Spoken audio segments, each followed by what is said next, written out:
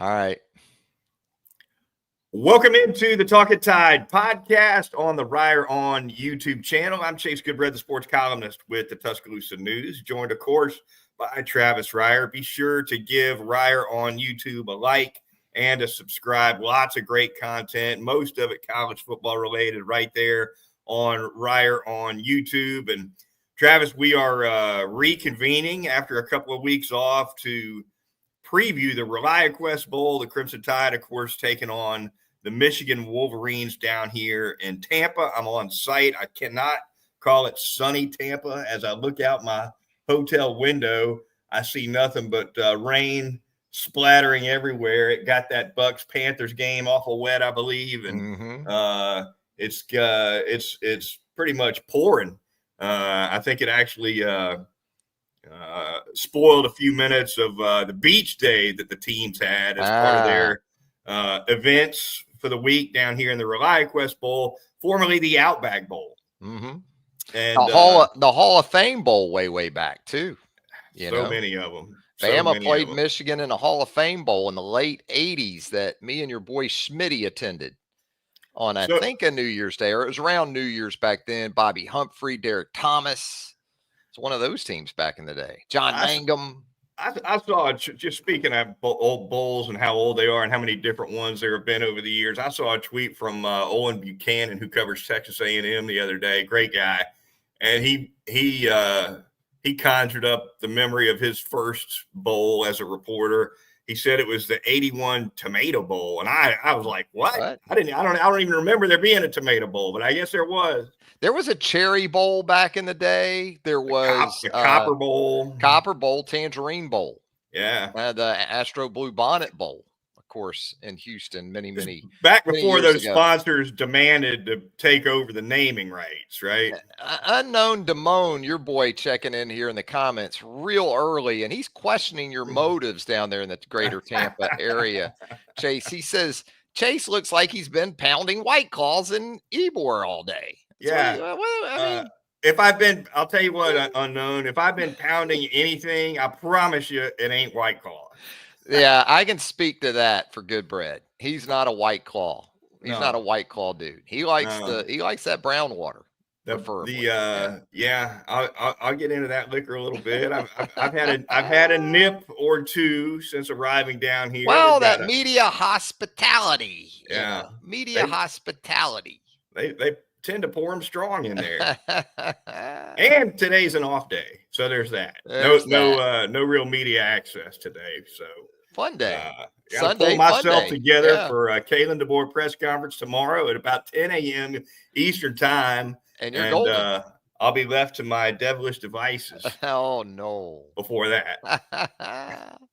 Ringing in the New Year's with Goodbread down there in Greater Tampa, which, by the way, I guess a little different vibe down there, Goodbread, than the last time Alabama played a postseason game in Tampa when it took on the Clemson Tigers in the national championship game there in that 2017 college football playoff. But not the last time Alabama played down there. I think a lot of Alabama fans tried to forget that game against USF last year. Yes. But it did happen. So I guess this is Jalen Milroe's first start at Raymond James Stadium, right? To go along with all that.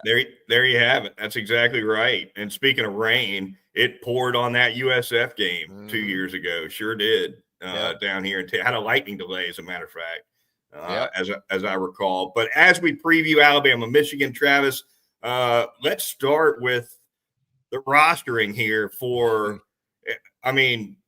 between the portal and injuries, Alabama's roster looks a whole lot different than it did a month ago when they beat Auburn. However, Michigan looks even more different, right? Yeah. Because on top of the portal and injuries and what have you, Michigan is dealing with some major opt-outs. You and I talked off pod a week or two ago about how maybe some NIL contracts are obligating some guys.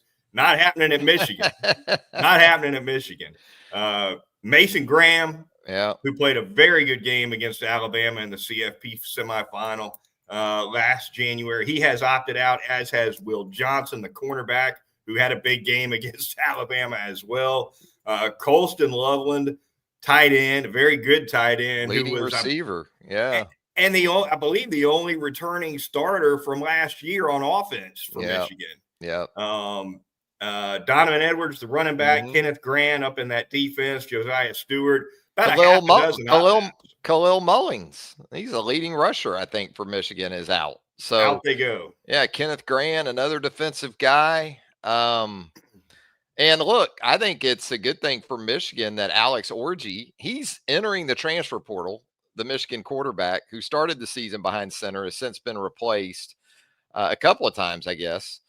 He's actually available, I think, for the game, which tells me, by the way, if you're wondering what Michigan's going to do on offense, expect a lot of quarterback runs. I think Alex Orji will play in this game. I don't think he's just available because his forte is running the football. Right. And so I'm totally expecting the Vanderbilt Oklahoma hybrid offensive game plan from the Wolverines. I'm sure you're probably thinking the same thing. Well, it's been a mess offensively for Michigan all year. Terrible. They've cycled. The offensive line has been hideous, which is very unusual for Michigan. They've cycled through a few guys. Actually, I think 3 guys at the quarterback position, primarily Warren and Orji. Neither Warren nor Orji played especially well at all during the regular season. They've turned back to Warren now, but yeah, I agree with you. If you're Michigan, you've got to run the ball. You've got to run it with the quarterback. That's all you really can do. I mean, they can't throw it. No. You can't protect them either. You shouldn't be able to protect them. Although this Alabama pass rush isn't last year's either that Michigan saw. It's not. And this group of Michigan receivers can't get open. No. That's been another big problem. Terrible. And the best one they had went in the portal. His name's escaping me right now, but that guy's off in the portal. So Kane Womack ought to have a field day, should he not? Yeah, I mean, this should be a game Alabama, if it needs to win ugly, should be able to do that. Now, we got to go through Alabama sort of transitioning at a number of positions. There's been this Michigan-Alabama interaction that's fascinating, really, when you consider Keon Sabb comes in at the safety position, and then it kind of feels like maybe there was a 2-player trade involving Alabama sending Justice Haynes and Damon Payne to Michigan for Keon Sabb, the players to be named later. It's been very, very interesting from the Alabama perspective too. What about the wide receiver position for Alabama? I mean, you're going to get some reps maybe in the slot on Tuesday. I'm thinking maybe you might get your number called, Goodbread. See if I got any eligibility left. Yeah, I mean, everybody. No, you do have eligibility left because apparently everybody has some damn eligibility. Who doesn't have eligibility? Do you have a pulse? Yeah. You're eligible. Congratulations. It's basically NAIA rules right now where eligibility is concerned in the NC2A. Yeah, speaking of not being able to get open, I don't think they want me out there. Well, you got that plantar fasciitis. I beat it in the left heel, and now it's creeping up on me in the right heel. So there you have it. But yeah, Alabama's wide receiving core is absolutely decimated. 4 healthy scholarship guys, the top 2 guys, thankfully for Nick Sheridan, will be good to go. Of course, Ryan Williams and Jeremy Bernard, but Rico Scott's going to see a whole lot of action. They've had to run through walk-ons in practice a lot more just to cycle guys in rotation-wise. I would expect to see a lot of 2 tight end stuff, which we did. We saw a lot of 2 tight end stuff during the regular season anyway. They like it anyway, yeah. But yeah, Alabama's wide receiver situation is a mess too. More in terms of depth, though, than Michigan's problem, which is that none of them have been any good. What about Rico Scott, the freshman? I would think this is an opportunity for him. Maybe as that 3rd wide receiver. We've seen a few flashes from him now, not in sort of situations where the game's on the line, that type of deal. But I think he's a promising young player, and maybe him with Bernard and Ryan Williams, and the big thing with Jalen Hale is you just hope he's progressing in a way that next year, perhaps, with what you're bringing in the portal too, to go along with what you anticipate bringing back with your top couple of guys, then you can start to see the foundation or the carryover to perhaps a really strong unit in 2025. Hale is going to need to play some kind of role next year. I think there's no doubt about it. It certainly looks like Bernard is. I think Bernard will be back.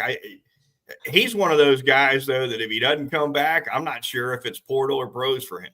Yeah. Well, the portal has essentially become like another league. Like players, it's not just the NFL that they're getting feedback from anymore. Somehow, some way, they're getting feedback from other programs in terms of their value. And so it's almost like the old NFL, AFL days. You may not go to the NFL, but you might go to the portal, which is kind of like the AFL, and still make more money than you are at your existing spot. But yeah, I would think, given the ties to this coaching staff, if Bernard's back in college football, it would be with Alabama. And if you get Ryan Williams back like you anticipate, what about Jalen Mbakwe? What do you think about that in terms of what we've seen with him? I know a lot of people, a lot of Alabama fans have clamored for that situation to come to fruition. Looks like it's going to. I don't buy into the two-way stuff because I don't think he's Travis Hunter. I just don't think there are a lot of Travis Hunters out there. The thing you got to understand about Travis Hunter is he was an elite corner DB in high school. Right? Mm-hmm. He didn't just jump into it in college and be that guy. He's always been that guy. What we saw from Jalen Mbakwe during this season as a corner was that he was developmental in a lot of ways, which is fine because he has the skill set that you can easily develop at that spot. But certainly we know too, with the ball in his hands, going back to his days at Clay Chalkville High School, he can help you quickly as soon as Tuesday too. Yeah, I agree with you that Jalen Mbakwe at wide receiver is really just a bowl game emergency situation. I don't see the two-way thing happening in the fall of 2025 either. That doesn't necessarily mean they won't pop him in there and give him a reverse or something, right? Or maybe involve him a little bit, but he's going to stay at cornerback at Alabama. That's where his skill set to me just screams potential at that position. I do too. And I've had Alabama fans battle me on it. And my point has always been, hell yes, he can play offense. But a lot of guys, you can just move over to offense and give them the ball and they can make an impact. Corner is a different animal altogether, especially if it isn't something you haven't done full time in your background. It's harder to find. And it is. And I agree. I think I've said it all season. When he's taking his lumps, my position has been he's gonna be better for all this. We saw it with guys like even D. Milner back in the day. They took their lumps. Some of the corners that turned out to be big time players. I mean, Marlon Humphrey redshirted at Alabama. He didn't play as a true freshman. He's maybe or probably right there with Patrick Surtain as the best corner in the National Football League right now, best defensive back overall, maybe. So yeah, I agree. I could see Mbakwe focusing still at DB, but I guess it just depends on too what his preference is moving forward. You're a more valuable commodity to your team, no matter what team you're talking about, if you're a good corner. There's not a college football team out there that's got 4 good corners. There's plenty of teams that have 4 good receivers. So, Gelato here says he doesn't see elite corner from Travis yet. Well, I mean, of course I'm not an elite corner, man. Gelato, I'm 56. I think he means Jalen. No one's saying Jalen Mbakwe is an elite corner right now. Yeah, we don't see him as an elite corner right now. We're just saying if you give him another year and you've already invested all these reps into him at that spot and you've taken some lumps with him, seems kind of a waste if you just throw all that out the window now, unless he just doesn't want to play corner. And to your point, how many elite corners were elite as freshmen? Really, they all need to develop some, not just Milner. Look at Terrion Arnold. No one really knew what direction his career was going to go after a year or two. Yeah. He just turned it on and blew up that one year. Next thing you know, he's a first-round draft pick. Yeah. It takes time for these guys. I do think Mbakwe has that upside to be a lockdown guy for Alabama. And you already see he's willing to be physical. And I like the way he tackles. He's not soft at all. So he's got that going for him. He's got some physicality to him. Gelato now clarifying says, I'm talking about Travis Hunter. Okay.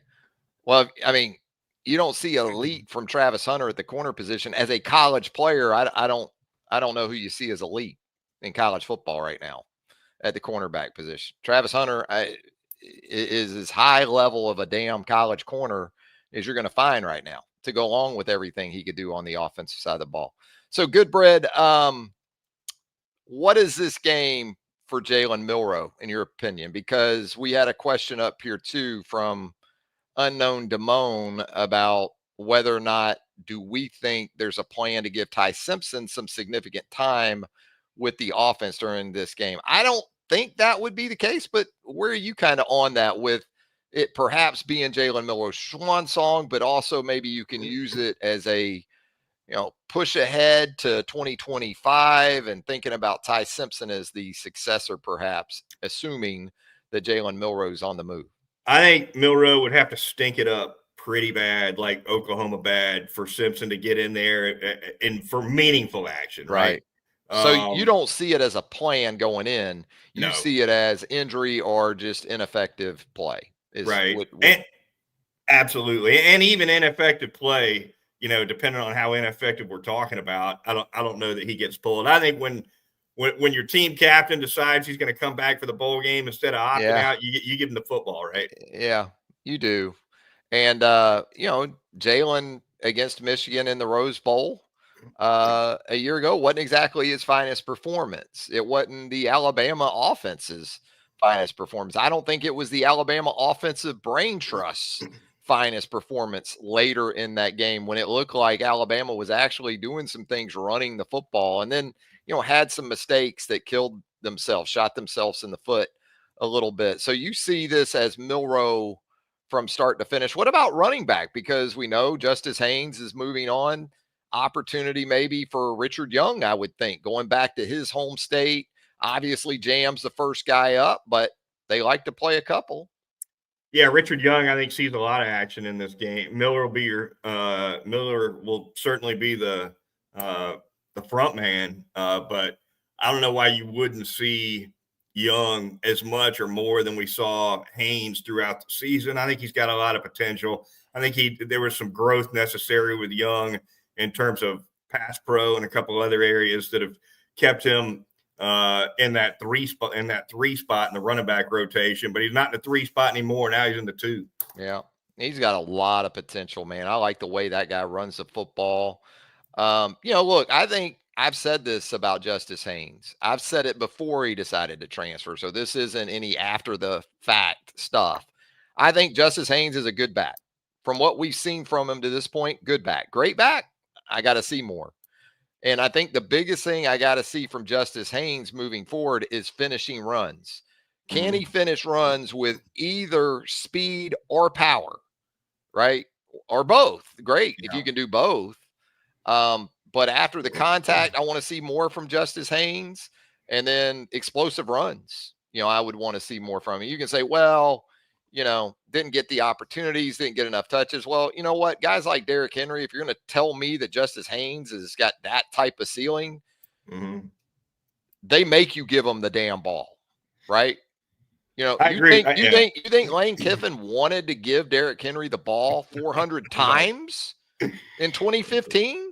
Yeah. Derrick Henry said, no, Lane, you're going to give me the damn ball 400 times, and we're going to win a national championship. Justice Haynes is nowhere close to that. So, Yeah, I believe he once told me a good story. You'll have to clean it up if I don't get this exactly right, but I think he once told me a story about getting on that practice field for a period or two, and once hearing Lane Kiffin getting after the wide receivers and told them, if y'all don't shape up, we're going to be the runningest football team in America. Look, and he gave it to Derrick Henry 400 times when he had Calvin Ridley and Ardarius Stewart on the outside. Yeah. And O.J. Howard at tight end.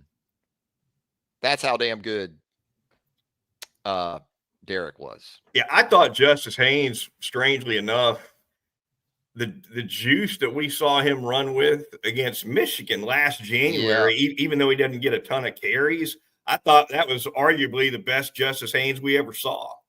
Yeah, and I think Gelato makes a good point here. I don't think Josh Jacobs ever got enough credit at Alabama. Okay, no, I mean this. I agree with you there, Gelato. Haynes is not a better back than Josh Jacobs. I'll say this: I think Josh Jacobs in this offense though would have been perfect. Josh Jacobs, Kenyon Drake, Chase, maybe Najee Harris, because Josh could catch the football too. And Josh Jacobs isn't a guy. When I hear a guy needs 20 carries to really be effective, well, then you're not a great back. If you need 20 to really make an impact, a guy like Josh Jacobs, he doesn't need 20.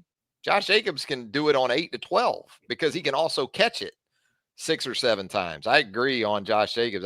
I think in this offense, which isn't going to be running back centric, it's not.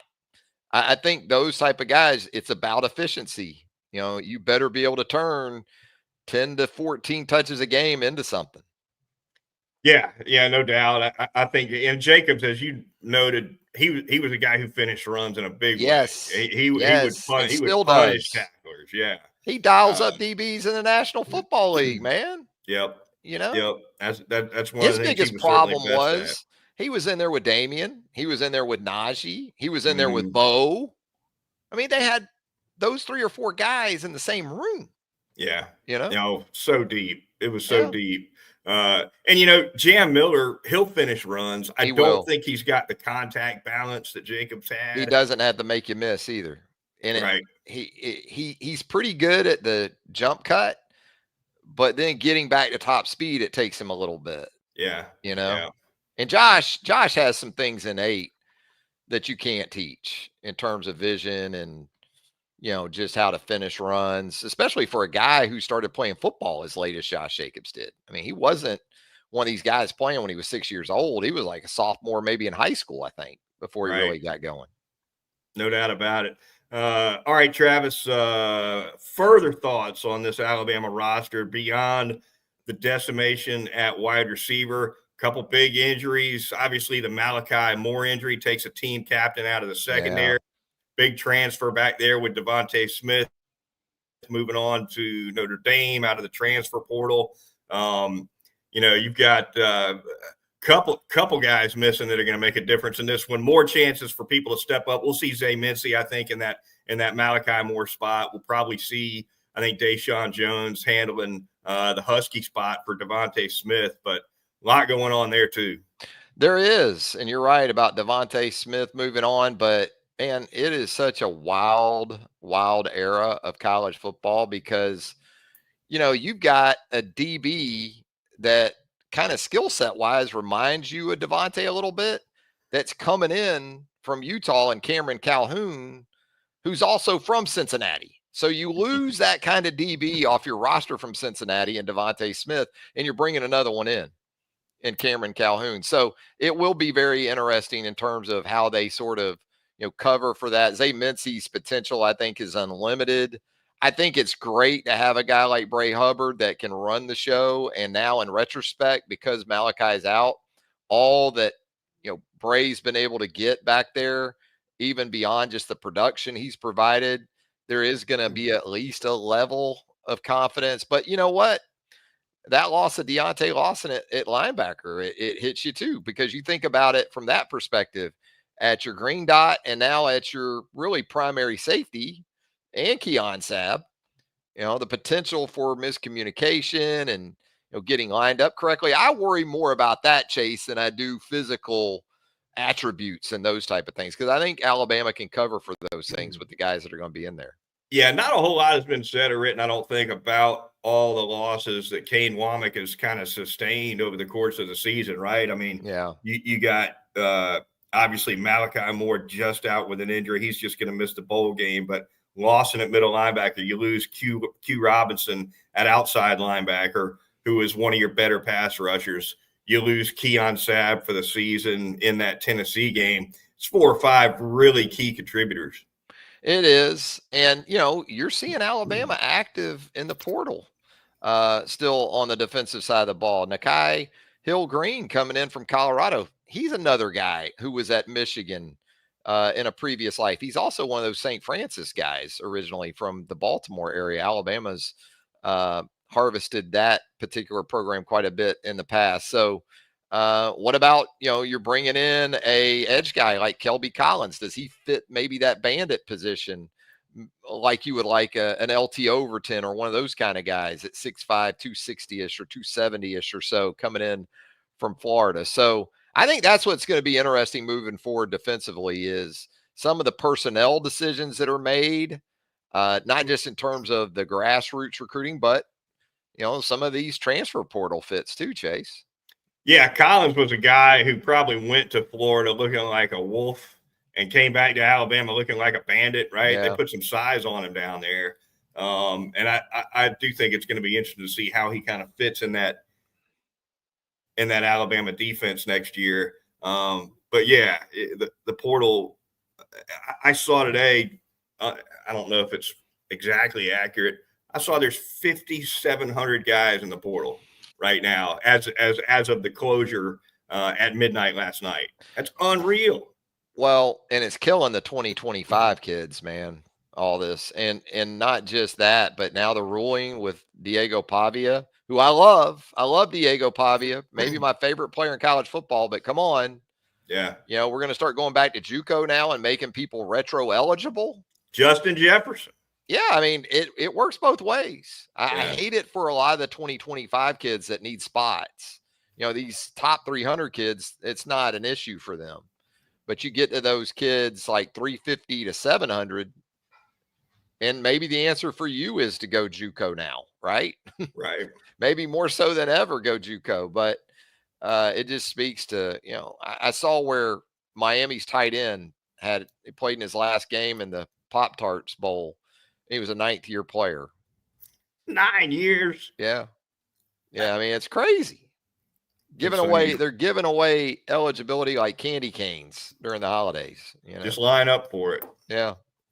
Unbelievable. All right, Travis, before we get out of here, why don't we touch on a couple of these CFP matchups? Yeah. Boise State and Penn State going to be tangling just hours after Alabama and Michigan finish on Tuesday.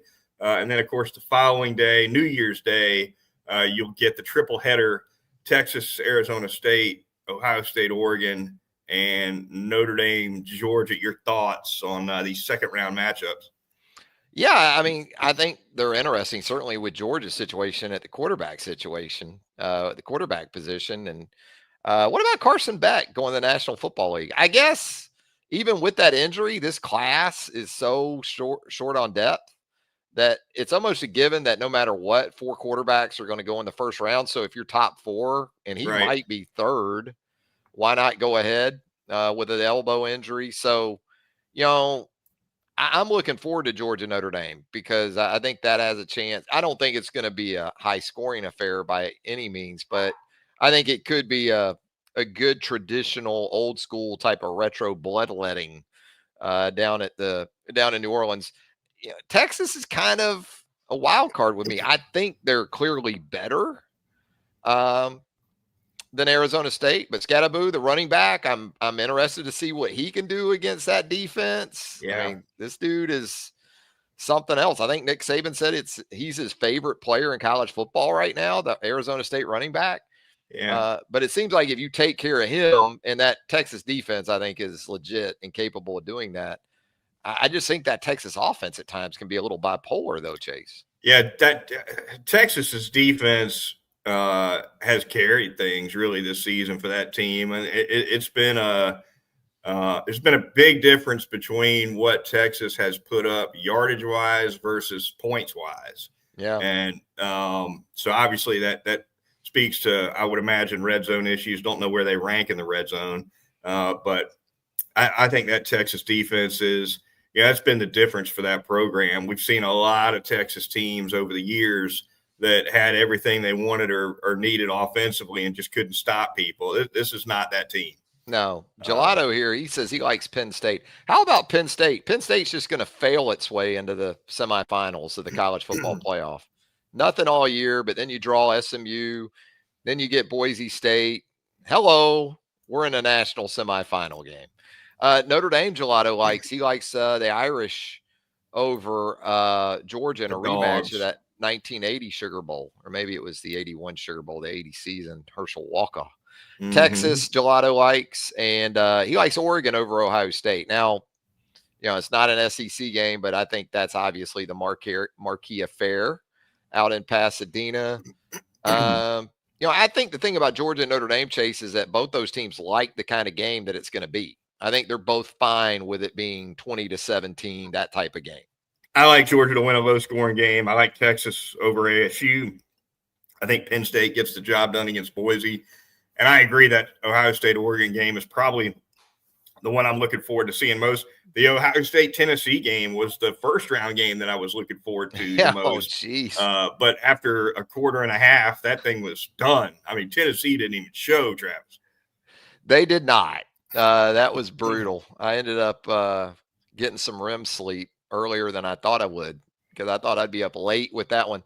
Did you stay up and watch any of Texas A&M SC the other night? 10:30 from Vegas. Caught early action in that one, not the late action. Yeah, what a game. I mean, it was a hell of a game. I guess the SEC and bowl play to this point, nothing to write home about, but I think 4-3, and you get back into it with some games coming up in the next couple of days, Missouri and Iowa. How about that for a land-grant institution matchup in Nashville tomorrow? That one ought to be fun. SEC-wise, I don't think it's out of the realm of possibility that we see a Texas-Georgia final. I don't either. Greg Sankey would be Greg Sankey would be throwing a parade over that, right? Well, and then he would just have a very wry smile for the selection committee. Yeah. I think that's kind of what he's maybe doing, because I thought he was going to be vocal about how that worked out with the 3 SEC teams, but we really haven't heard from him.